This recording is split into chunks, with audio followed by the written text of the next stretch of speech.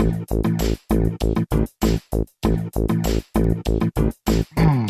and welcome to Minter Dialogue, episode number 445. My name is Minter Dial and I'm your host for this podcast, a proud member of the Evergreen Podcast Network.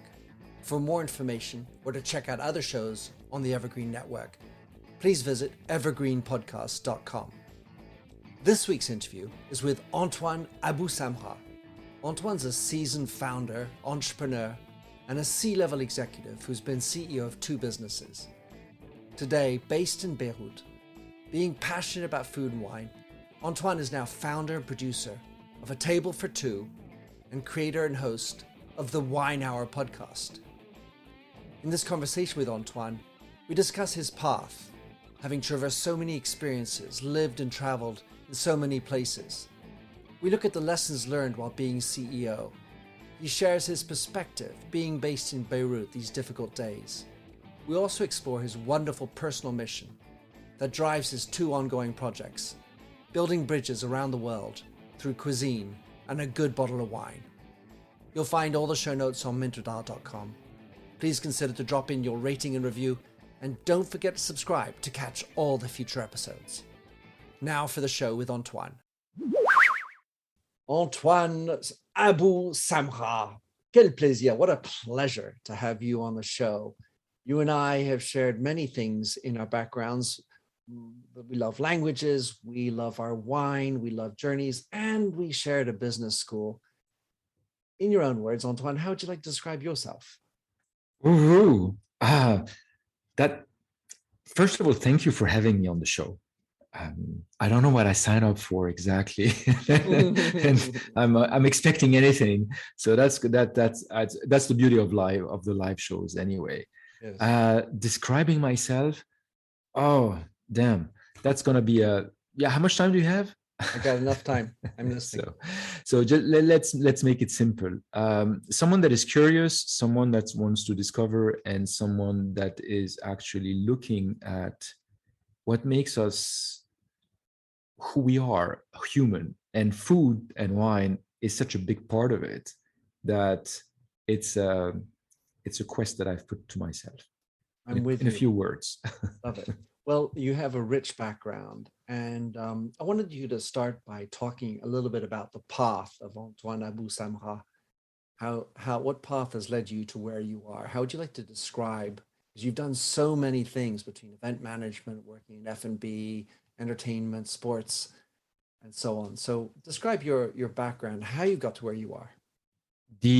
I got here because of many failures. People say that in entrepreneurship, failing is a good thing. Actually, it's not just about failures. It's about trying paths that you think are right, that you think you do enjoy, and then you realize at the end that they are not the right ones. I'm going to go back to that more specifically afterwards, but it started with passion at the beginning. The first thing that I worked on was in sports. And I used to be an athlete. That was a long time ago. And in snowboarding and windsurfing, which I took on late 70s, early 80s for the snowboarding.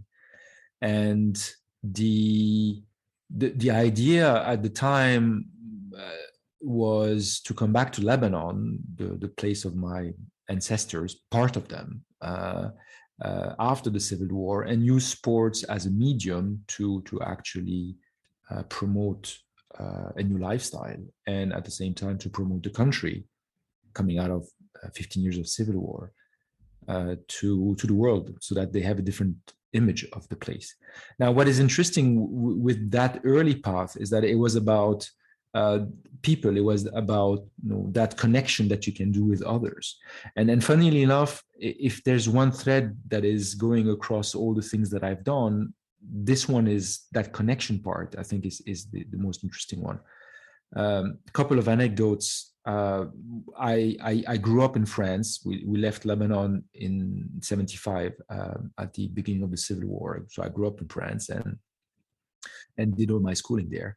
Then I went to Canada to study at McGill, my undergrad. And I was the funny thing is I was selling Lebanese food that I was cooking. So, not big cuisine, but the funny thing is that people connect to food very quickly because it's either a way to reminisce, home and your home cooking, or it is about discovering a new culture through the food. And the friends that I made at that time were still my friends today because of that early connection. So connecting through food was very important. Second anecdote is that growing up in a family where my father was a journalist, I also had that inkling to journalism, though I would not really go into that profession because it's a very difficult one. But coming back to Lebanon, I used to have a radio show, a daily jazz show, and through music, you connect with people as well. So there are these different kind of activities, sport, music, food, that basically help that connection. It's not something that you do just for your own sake, but it's something that you want to share with others. So going back to the work of sports development and sport promotion, there was a lot of media work, a lot of events to be developed for the large public. We've done some events where we had like 120,000 visitors and stuff like that, which were quite advanced and innovative at the time in the 90s. And then end of the 90s was, working in action sports in a small country as Lebanon. I thought it was the path for expansion were not so great. So let's look at the wider world. And in the meantime, I did a health food catering business here, food again, must be something about this. And then I decided to move on and apply to INSEAD, the famous business school. Was it a good idea? I don't know. So I got accepted and went to the Singapore campus and then to Fontainebleau. And you enjoy INSEAD? INSEAD was an interesting experience because the people that were there were really such a mixed bag, from the pure consultant guys and investment bankers to the guys that are on the fringes. And somehow I was on the fringes, coming from that sports background, being one of the oldest one as well. I did it quite late. I was 33 when I did my MBA, and usually people are like 27, 28, sometimes a bit younger than that. So it was there were some professors that were fantastic.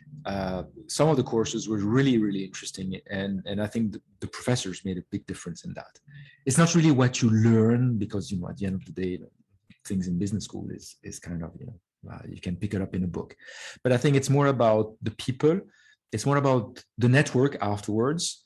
And it's about opening your mind for a year, that basically a time and space that allows you to think, okay, what you want to do afterwards.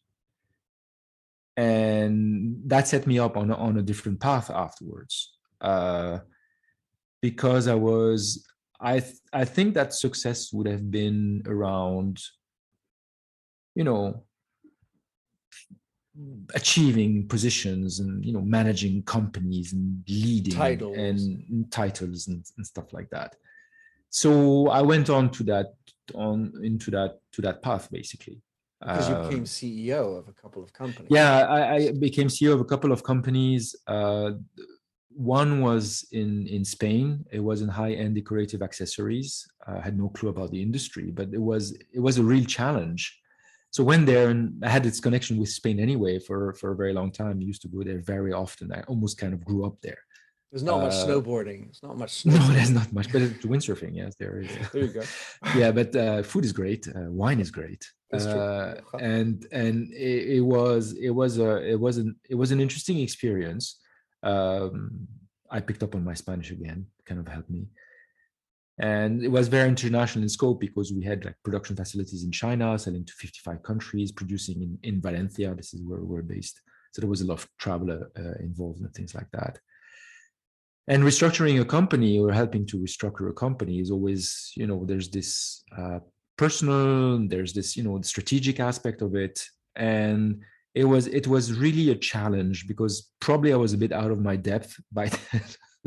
but at the same time, I was trying to get an approach that was a bit more human, and because you had to fire people, and it's never really fun. So after that experience, came back to Lebanon, worked on the development of entrepreneurship. So going back, not being an entrepreneur, but helping other entrepreneurs to develop their work. Did that for about 4 years, then started my own company in technology. So CEO again, whatever that means. It was a total failure. It was really a failure. Bravo. After a year, the business model was wrong and the strategy was wrong, and yeah. Anyway, so you learn from that. Then I went on teaching at universities for MBAs and masters and stuff like that for a couple of years, and then I was approached by another company in the field of education to learn to help them also kind of bring the company to another path. They were doing certification training like CPAs and CFAs and stuff like that, very serious stuff, with centers all across the world. And eventually I became their CEO. I stayed with them 3 years, and that was a very intense, because you had to travel a lot, seeing different cultures from all over the place, from North America to Eastern Europe to Europe to the Middle East a lot. We had centers in India, so we had to deal also with a different culture completely. No clue about it, but you learn. And at the end, when I left them, on accord with the founder and the owner of the company, because we didn't see the same way. And when this kind of things happen, you just say, okay, it's better to call it quits, because at the end of the day, if there's no alignment in the way you want to run the business and the way you want to take the business forward, then there's no reason to hang on at the end of the day.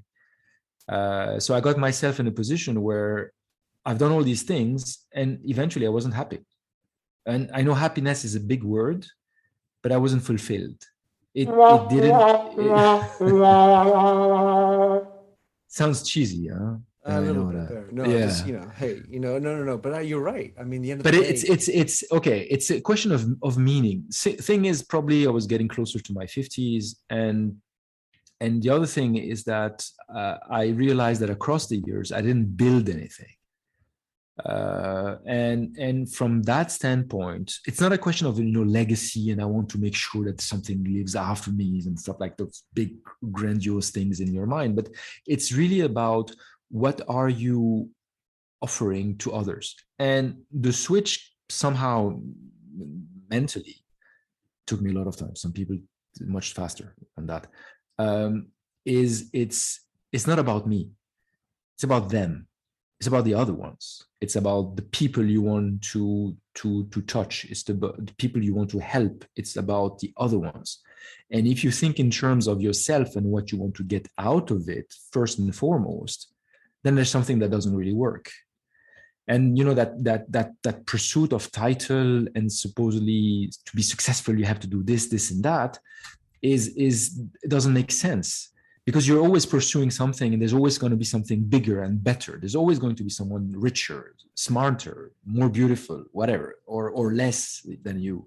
But if you're not content with what you have and what you can offer, then you're never going to feel that quote unquote happiness, or whatever that means. So it was a complicated time, put it this way. And so at that moment, I said, okay, and now what do I do? And I looked back at the 25 years plus of my career, and I realized that there's two things that I really enjoyed because you are bringing something to others. The first one is media, because through media you have a way to touch people, to teach them things, to make them learn from them, but to bring something to the others. And the second one is food, and inherently wine as well, because it's the basis of our culture, societies, and humanity. Without food, we don't exist. it's everything is related to that somehow. You have to do that 3 times a day. And socially and community wise, it's the moment and the place where you share something with someone else. And that sharing part is, I think, is the most beautiful thing we have. So everybody, what talks about technology and all these, AI and all these things. And I get it. I understand. Okay, fair enough. But at the end of the day, this is not what makes us human. What makes us human is our relationship to others. Zoom is a good thing because it helps us communicate if you don't have the chance to actually be close to the other one. But at the same time, it doesn't replace being physically present with someone and sharing something with someone. And usually that sharing is food, is wine, is drinks, is whatever. In our most beautiful moments in our lives, there was something to drink, potentially to eat, that was present. And it's part of the context. So putting the two together was what spearheaded the creation of A Table for Two. And the name is actually, when you go to a restaurant and you say A Table for Two, it means that you want to share something, whether it's some intimate moments with your beloved one, or it's for business or whatever it is. But there's a sharing part that is inside of that. So sorry, that's a long story. So. No, good. Fun scoop. My first sentence in Spanish was "Una mesa para dos, por favor." Una mesa para dos. Sí. That's an absolutely true story. So I was stubbed, or at least moved by this idea of your need to build something. Because I was listening to you, and I'm imagining you in McGill, where my son went, dealing with poutine and presenting to them a much healthier tabouleh. I'm imagining you creating great events on sports, which are these wonderful experiences. And I was just trying to find the nuance, because building something and creating great experiences that don't last, because in the end of the day, a meal is a meal.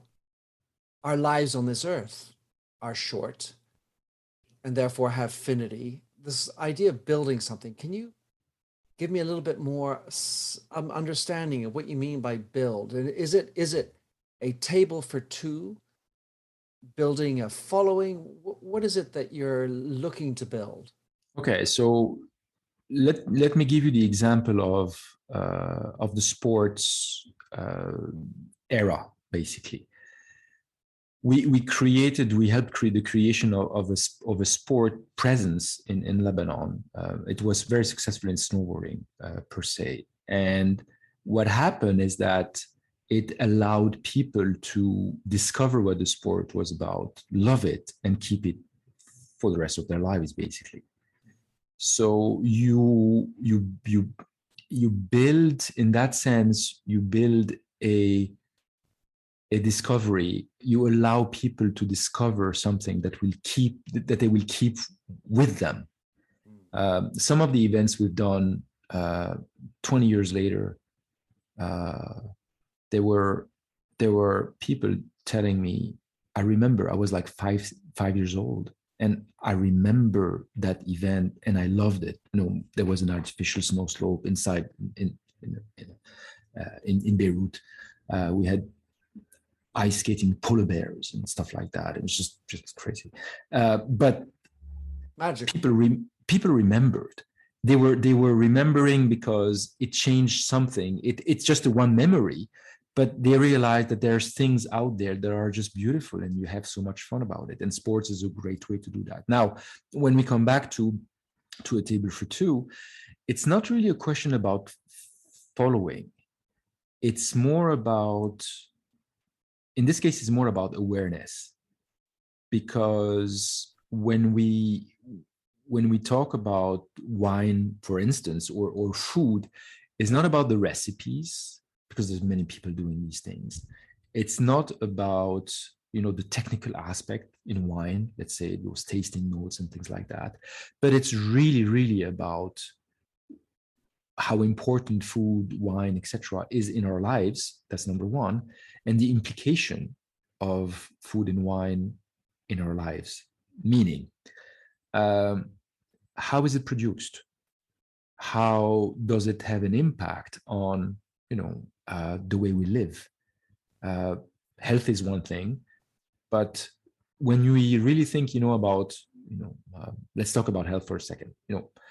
Fast food, agro-industrial complexes, okay, they've created, because of capitalism, because of the search for profit, etc.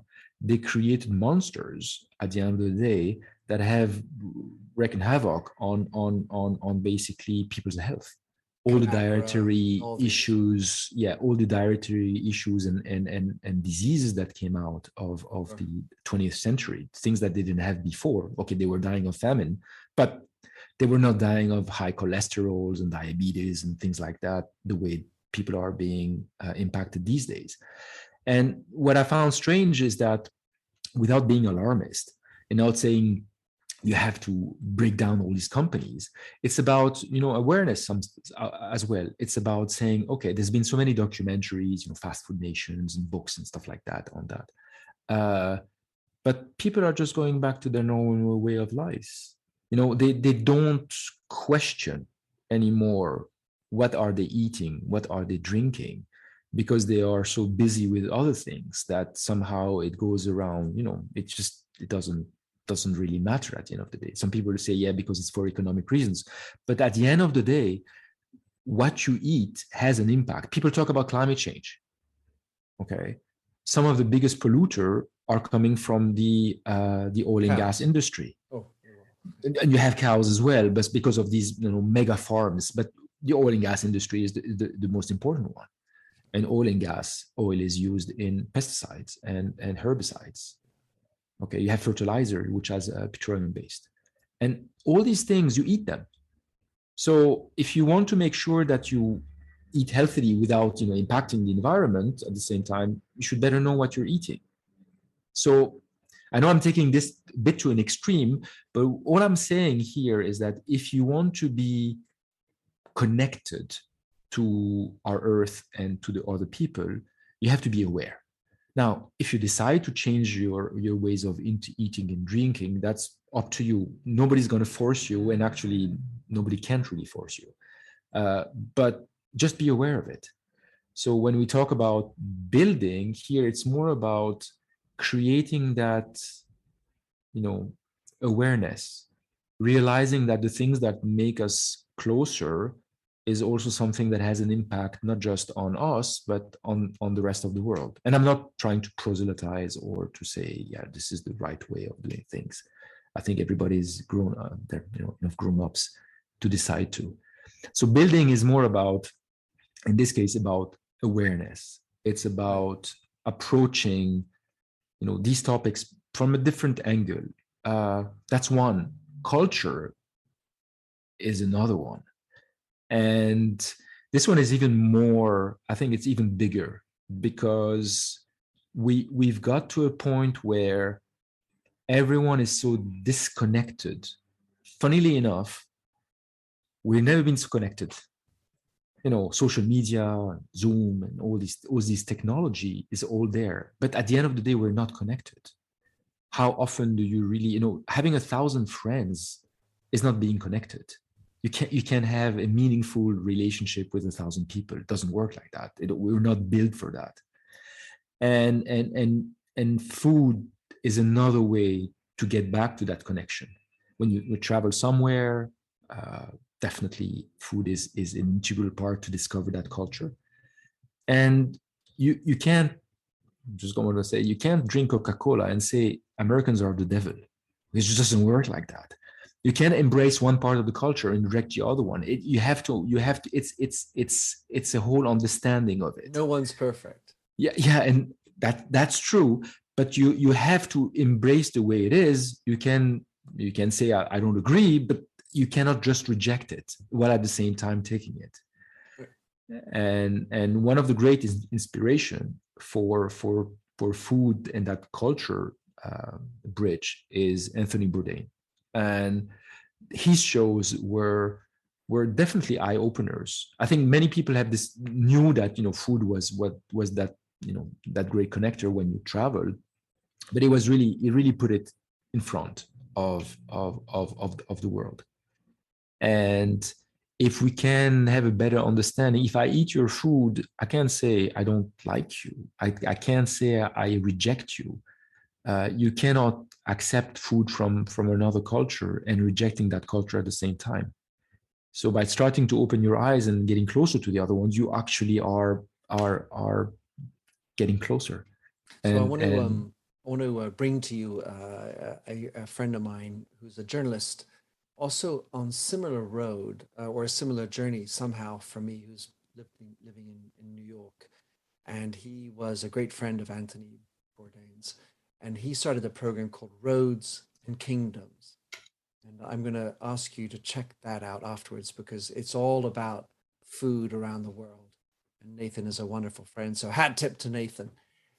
I want to get to really the fact that you are living in Beirut, Antoine, because what I'm hearing is in this latest iteration of you and the latest journey is this need to build something that's probably more meaningful for a kid who basically was brought up through the Civil War, but I mean, living in France, but obviously keenly aware of the Civil War, and then living through what you're living today in Lebanon. It seems that anything else would be trite. And yet, the Lebanese are rather well known for hooping it up and carpe diem. And I'm just wondering to what extent these experiences, the Civil War and the tragic or the massively difficult situation in Lebanon, is structuring your need to do what you're doing today.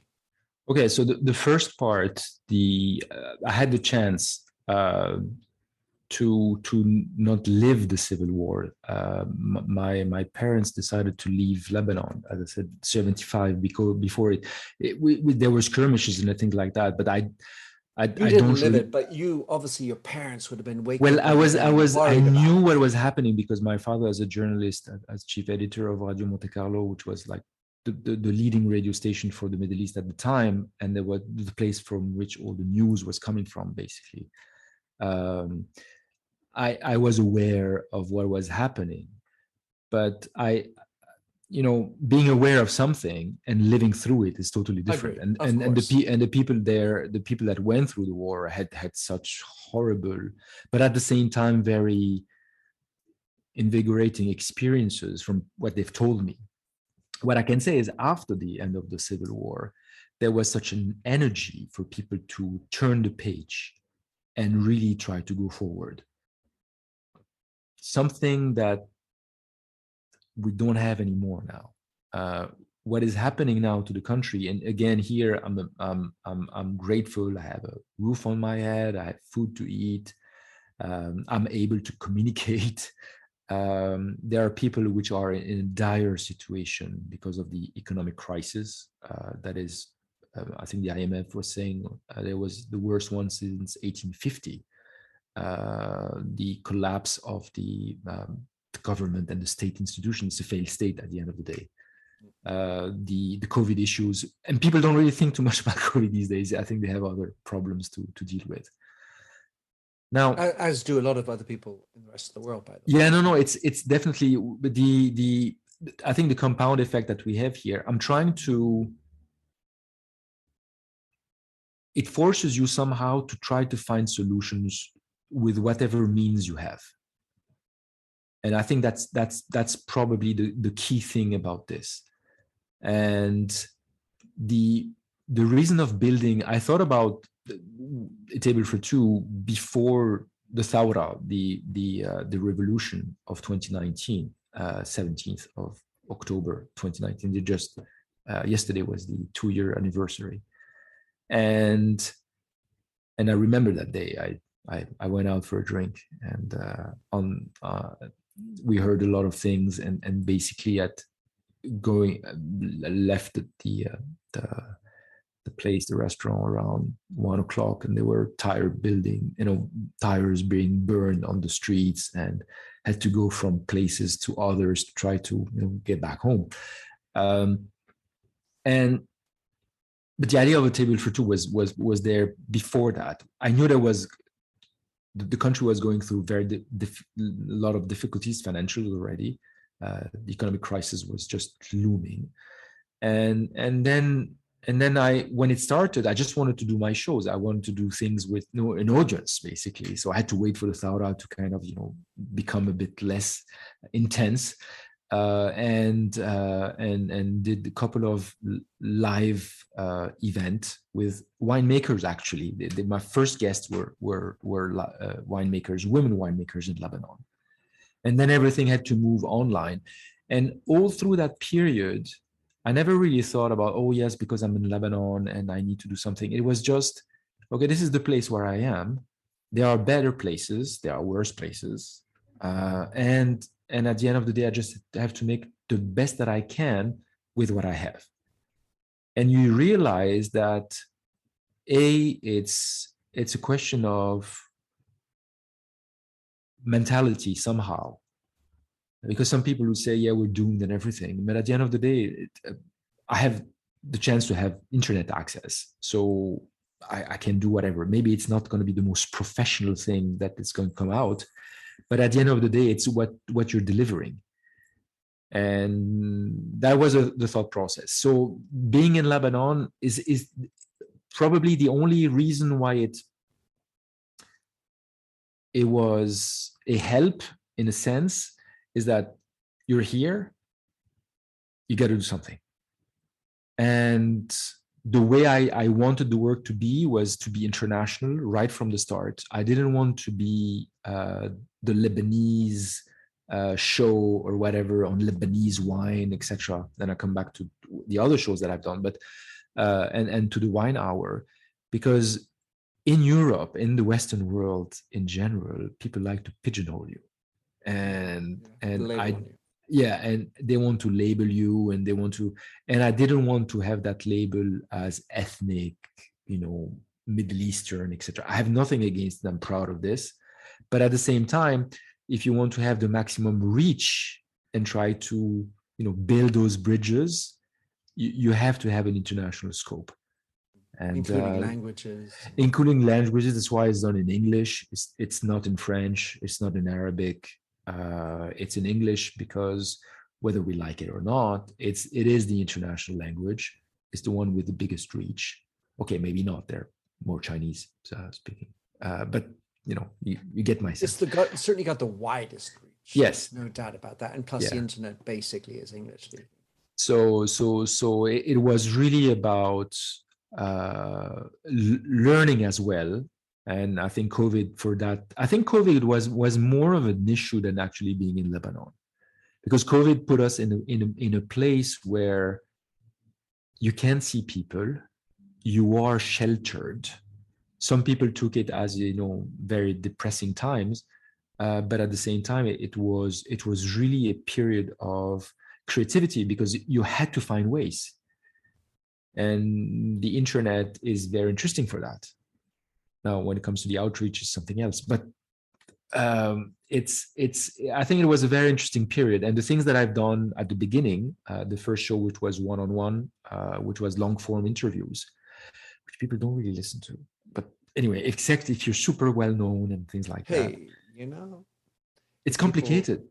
It is, of course. But if you have people that are interesting, that have interesting stories to tell, and the emphasis there is on stories, and people feel the need, and the audio version is very intimate. And hey, it doesn't matter if you have a large audience. It depends what success is for you, right? Yeah, no, and this is something that I realized. The first iterations of the shows that I had were Zoom-based and were video-based. And watching two guys talking on Zoom is not super interesting. And it took me a bit of time. The second iteration was something that I call the food journey, was much shorter, like 5 to 10 minutes long, with some images and with chefs, and much more cultural approach. And I realized people were watching a bit more of those kind of things. And then the wine hour is a radio show, because ultimately online the video part is kind of fun. But if you want to do video, do it properly, like a documentary with real cameras and stuff like that, because it brings something to the table. If you want to do something online, audio is much better because that's the medium. And audio is easier to consume as well afterwards. You can do it on the go, and you don't need to be sitting down and watching. And so you learn these things. And COVID somehow helped that, because if there was no COVID, you would be forced somehow to try to run and try to really catch up on everything, and be in that mental race. COVID, you were blocked at home, and that it's going to take a lot of time. So you can experiment, you can try things, and that was the flip side of the horrible thing that happened with COVID and the human impact it has. But so yeah, Lebanon is an issue, is complicated, it's difficult, but I think it's more about the mindset. When you lose everything, at the end of the day, all you have is what's in your mind, the way you approach things, and that's about it. At the end of the day, it's I don't know. I don't know if it's experience. I don't know if it's those failures, the wrong path, everything. It's just that you have what you have. You work with it, you develop it, and then what happens next? How people listen to you, if they listen to you or not. If you have 5 people or 1,000, it doesn't really matter. You've done what you had to do. Now, if people are accepting what you're offering, fine. If not, probably you're doing something wrong, or you're talking to the wrong crowd. So, but it's not personal at the end of the day. Yeah, it depends what you're trying to do. It's like a message in a bottle. You're creating something, and hopefully it'll do something for others, make it meaningful for them.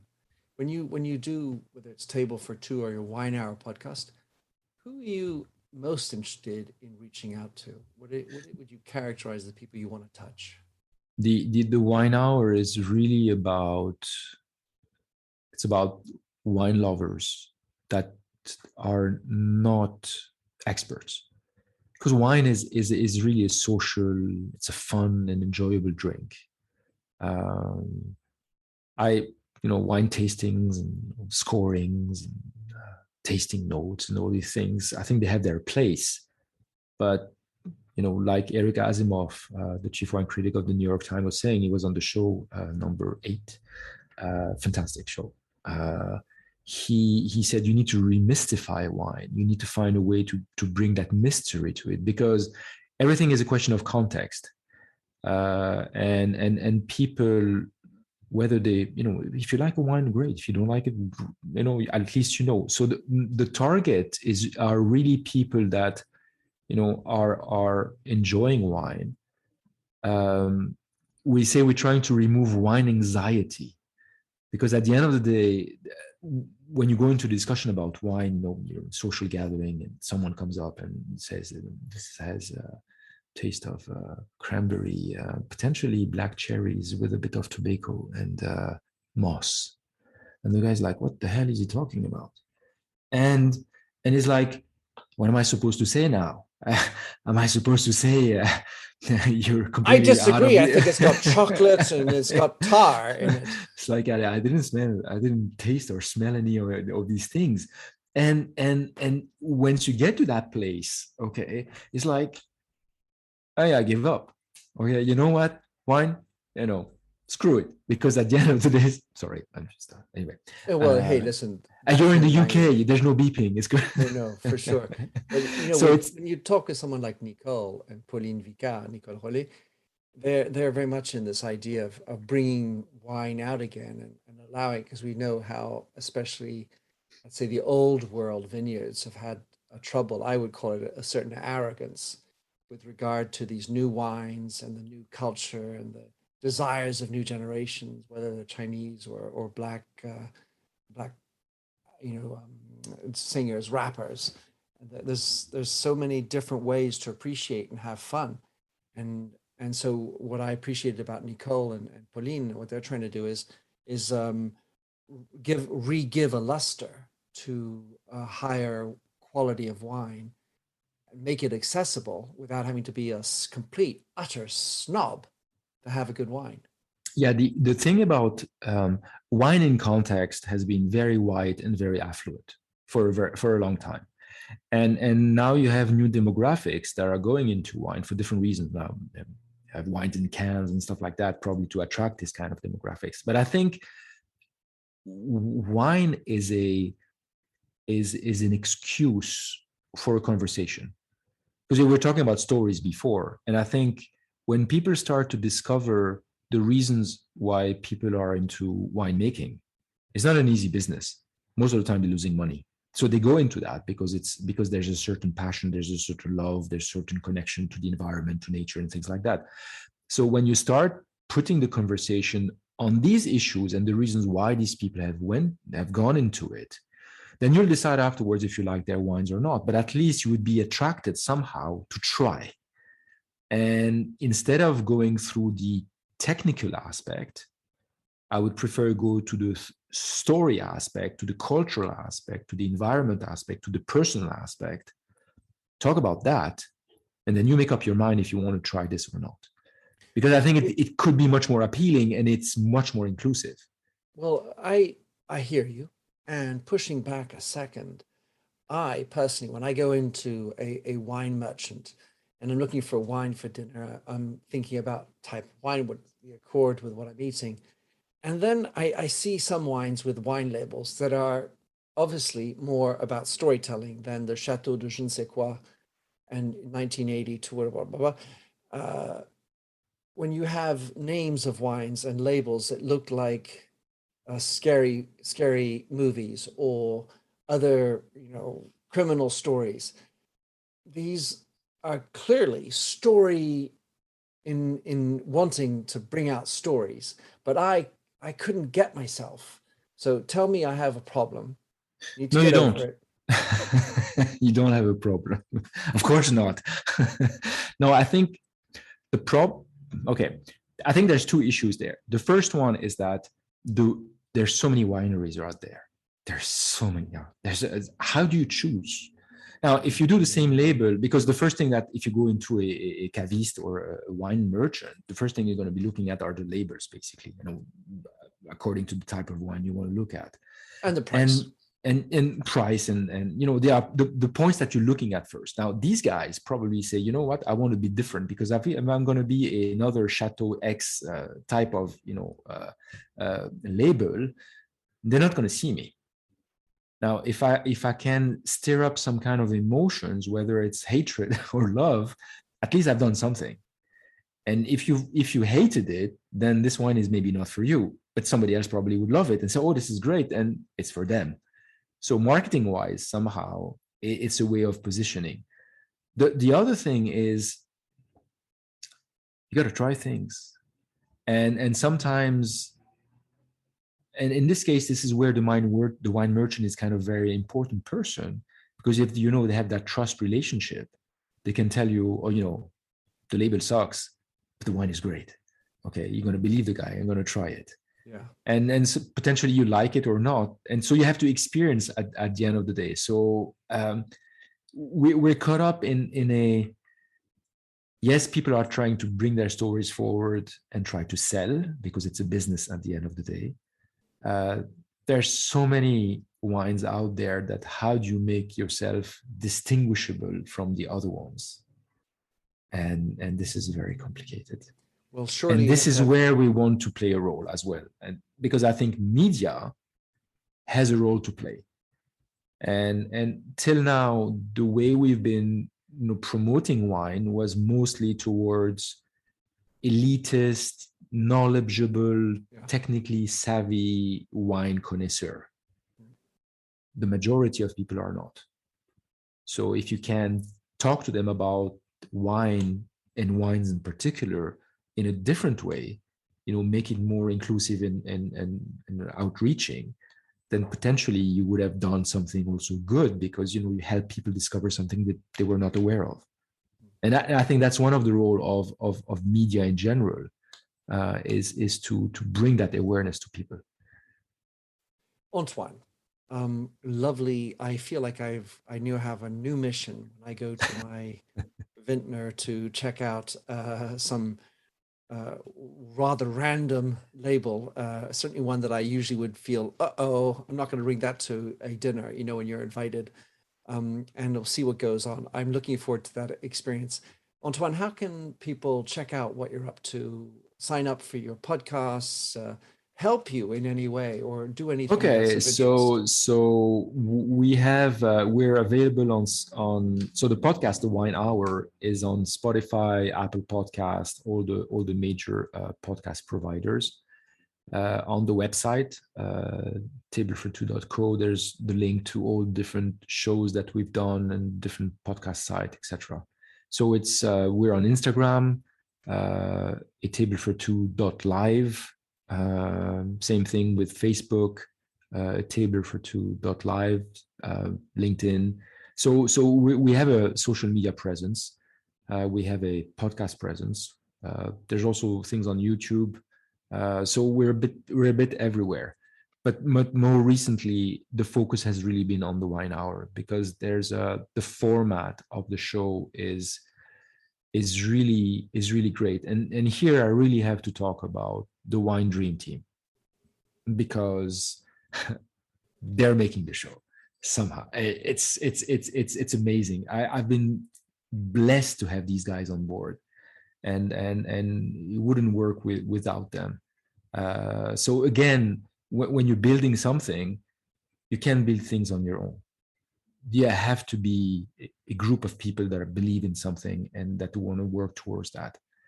And in the Wine Hour, it's I'm hosting, but without the Wine Dream Team, I couldn't do it. So there, Jamie Orajo. So she's a second generation winemaker from Napa Valley. She's an INSEADer. I know her perfect. I know her from my INSEAD days. And she has a winery called Trois Noirs, which is also working a lot towards inclusion and diversity in Napa. There is Akos Fortzek, another INSEADer, who's a fine wine merchant in London. So super knowledgeable. They've been voted 4 times in a row best fine wine merchant by UK Sommelier. So this company is top selection wine. Top selection wine. Mm-hmm. And then Tanisha Townsend, an African American based in Paris. She's our wine encyclopedia, basically. And she has a podcast, Wine School Dropout. She's got Girls Meets Wine. And she's a fantastic person. And then we are lucky to have an honorary member. He joins us whenever he has time. He's the senior editor, the wine editor of Food and Wine magazine in the US, Ray Isle. And blessed, as I said, blessed to have these guys on board, because the show is in 3 segments. There's a lot of dynamics. There's a lot of things happening. It's not just one guy talking to another one for a long time. It really has that, that talk show. It is a talk show per se. I saw that. And in one show, I was totally surprised. One of your dream team didn't even have a glass of wine. She drank a glass of water. Yes. So I have to explain for that. Jamie is very often, we do this at 8:30 in the evening UK time, course, right. And it's 12:30 in Napa, and usually at 12:30 she's not drinking, so Jamie is hydrating. Good for her health. But there's okay. I have to mention something. You can drink anything you want: tea, coffee, chai, wine, whiskey, anything is good. Okay, as long as you enjoy the company, I think that's the most important. And we always mention at the end, drink in moderation, which is always very, very important. So, Antoine, I would encourage anybody who's listening and has stayed this long through our conversation and interested in wine, conversation, meaningful discussion, and connecting the world, to check out what you're up to. Table for Two, the Wine Hour podcast, and of course your dream team. Antoine, merci. Thank you. Thank you. Thank you, Minter. Thanks for having listened to this episode of the Minter Dialogue podcast. If you like the show and would like to support me, please consider a donation on patreon.com/Minter Minter Dial. You can also subscribe on your favorite podcast service. And as ever, rating and reviews are the real currency for podcasts. You'll find the show notes with over 2,000 and more blog posts on minterdial.com. Check out my documentary film and 4 books, including my last one, You Lead, How Being Yourself Makes You a Better Leader. And to finish, here's a song I wrote with Stephanie Singer, A Convinced Man.